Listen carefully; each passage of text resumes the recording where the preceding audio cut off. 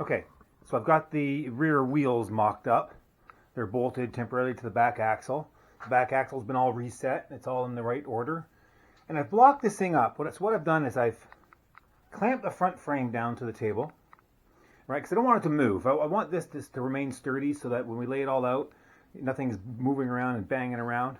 I've got the motor mounted in a spot that I think works. There's some clearance in the bottom, right? So when those blocks come out, there'll be that distance to the bottom, so nothing will be in the way of that. It's in at that bottom of the mounts. I've put some mounts across the back to hold that plate in there. I'm going to strengthen them up as we go.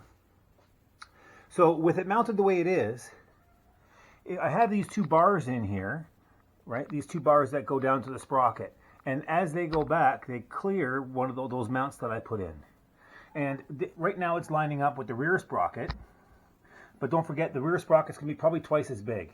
So this angle is probably going to be, like that by the time we're done. So there's lots of clearance in here for the chain to come through. I'm going to build a bit of a chain guide.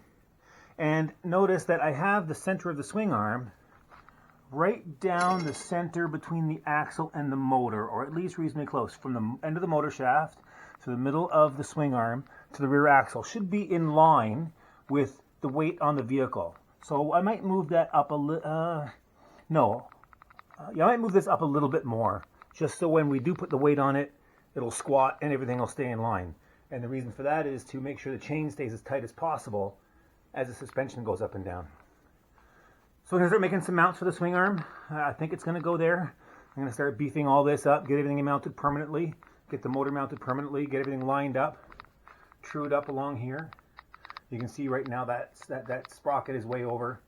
So I'll get everything lined up and we'll keep